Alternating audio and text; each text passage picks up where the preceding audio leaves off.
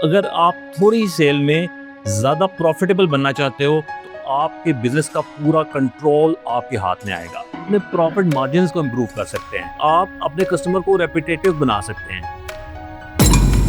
Hello everyone, मैं अयाज खान। किसी भी बिजनेस को प्रॉफिटेबल बनाने के दो तरीके होते हैं। एक तरीका ये होता है कि आप मैसिव सेल्स करो, ज्यादा से ज्यादा सेल्स करो। दूसरा तरीका ये होता है कि आप कॉस्टिंग को प्रॉपर अंडरस्टैंड करो।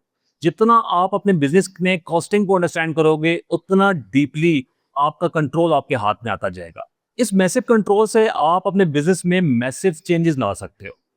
तो आज हम बात करेंगे कस्टमर एक्विजिशन कॉस्ट के ऊपर। कस्टमर एक्विजिशन कॉस्ट क्या होती है? इसका सिंपल मीनिंग ये होता है कि आप कस्टमर को एक्वायर करते हो, किसी भी कस्टमर को एक्वायर करते हो, उसको एक्वायर करने में जो पैसा आप खर्च करते हो उसको हम कस्टमर एक्विजिशन कॉस्ट कहते हैं। फॉर एग्जाम्पल, आप एक छोटा बिजनेस रन कर रहे हो, उसकी जो प्रमोशन करोगे, उसकी जो मार्केटिंग आप करोगे, या किसी भी तरीके से आप कस्टमर को एक्वायर करोगे, उसमें जो कॉस्ट आएगी आपकी, उसको हम कस्टमर एक्विजिशन कॉस्ट कहेंगे। कस्टमर एक्विजिशन कॉस्ट को कैलकुलेट करने का तरीका क्या होता है? फॉर एग्जाम्पल, आप एक छोटी शॉप ओपन करते हो, उस शॉप में आप जो भी प्रोडक्ट या जो भी सर्विस कस्टमर को प्रोवाइड करोगे, उस सर्विस और उस प्रोडक्ट को प्रमोट करने के लिए आप डिजिटल एड्स बनवाओगे या आप फिजिकल प्रिंट एड्स बनवाओगे और कस्टमर को अप्रोच करोगे। उस अप्रोच करने में आपने पैसा लगाया है 5,000 रुपया। उस 5,000 रुपये में आपने 100 लोगों को अक्वायर किया है। 100 लोग आपकी शॉप में आए तो आपकी एवरेज कॉस्ट आ गई है 50 रुपया। अब आपने देखना यह है कि ये जो 100 लोग आपकी शॉप में आए हैं, इनमें से कन्वर्ट कितने होते हैं जो आपके एक्चुअल कस्टमर होंगे। इसको हम कन्वर्जन रेट कहते हैं। इन 100 लोगों में से 10 लोगों ने आपकी प्रोडक्ट को परचेज किया है। अगर आपकी कस्टमर एक्विजिशन कॉस्ट 200 है या आपकी customer acquisition cost per customer 500 रुपये है और आपने कस्टमर से प्रॉफिट कमाया है 150 रुपये का, तो आप 350 रुपये के लॉस में चले गए। ये सीधी सी और सिंपल सी कैलकुलेशन मैं आपके साथ शेयर कर रहा हूं।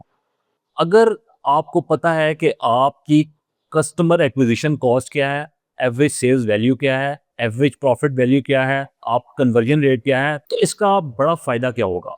पहला फायदा ये होगा कि आपको अपनी एक्चुअल कॉस्ट का पता चलेगा। आपको पता चलेगा कि आपके सामने कितने लोग आपकी प्रोडक्ट में, आपकी सर्विस में, आपके बिजनेस में इंटरेस्टेड हैं।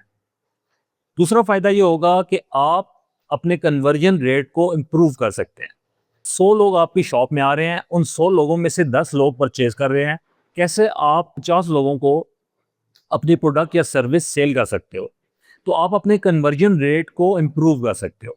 आपको पता चलेगा कि आपका एक्चुअल कस्टमर कौन सा है, जो कि आप कन्वर्जन रेट से कैलकुलेट करेंगे। तीसरा फायदा ये होगा कि आप अपने कस्टमर की एवरेज सेल्स वैल्यू को भी इंक्रीज कर सकते हैं। चौथा फायदा ये होगा कि आपने सेल्स वैल्यू को इंक्रीज किया है, अब आप अप सेलिंग और क्रॉस सेलिंग भी खेल सकते हैं।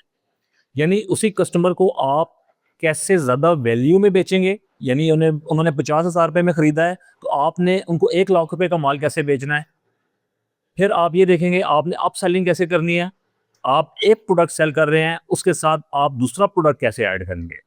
उसके बाद आपको फायदा ये होगा कि आप अपने प्रॉफिट मार्जिन्स को इंप्रूव कर सकते हैं। फिर फायदा ये होगा कि आप अपने कस्टमर को रेपिटेटिव बना सकते हैं। और लास्ट में सबसे बड़ा फायदा ये होगा कि आप अपने बिजनेस मॉडल को अंडरस्टैंड करेंगे। जो एग्जिस्टिंग बिजनेस मॉडल है वो कितना वैलिड है, उसमें क्या क्या चेंजेस लाने हैं, किस चेंज का कितना बड़ा इम्पैक्ट आपके बिजनेस पे क्रिएट होता है। आपके बिजनेस का पूरा कंट्रोल आपके हाथ में आएगा। जितना डीपली आप अपने बिजनेस की कॉस्ट को अंडरस्टैंड करते जाओगे, उतना डीपली आप अपने बिजनेस में उतरते जाओगे और बिजनेस को समझते जाओगे। क्या क्या चेंजेस आपने लाने हैं प्रोडक्ट में, बिजनेस में, अपने सेलिंग मॉडल में, या आपने सही कस्टमर को कैसे एक्वायर करना है, कस्टमर को कैसे अंडरस्टैंड करना है, कस्टमर की साइकोलॉजी को कैसे अंडरस्टैंड करना है। एक बात याद रखो, ज़्यादा सेल्स के ऊपर अगर आप फोकस करते हो तो आपके बिजनेस में आपकी बिजीनेस भी बढ़ सकती है। आपको ज़्यादा से ज़्यादा चैलेंजेस का सामना भी करना पड़ सकता है। लेकिन अगर आप थोड़ी सेल में ज़्यादा प्रॉफिटेबल बनना चाहते हो तो आपको ज़्यादा डीपली अंडरस्टैंड करना पड़ेगा कॉस्ट को, क्योंकि सेल्स आपको बताती हैं कि कस्टमर ने कितना पैसा खर्च किया है, लेकिन आपका प्रॉफिट मार्जिन आपको बताता है कि आपने कितना पैसा बचाया है। मैं उम्मीद करता हूं ये एक वैल्यूएबल वीडियो थी। अगर नेक्स्ट आप जानना चाहते हैं कि कैसे आप कस्टमर एक्विजिशन कॉस्ट को कम कर सकते हैं, तो कमेंट बॉक्स में टाइप करें कॉस्ट। मैं नेक्स्ट वीडियो इसी टॉपिक के ऊपर बनाऊंगा। मजीद ऐसी बिजनेस की वीडियोस को देखने के लिए मेरे चैनल को सब्सक्राइब करें। अगर वीडियो आपको अच्छी लगी है तो इस वीडियो को लाइक करें। बहुत शुक्रिया अपना कीमती टाइम देने का। Thank you so much. Allah Hafiz.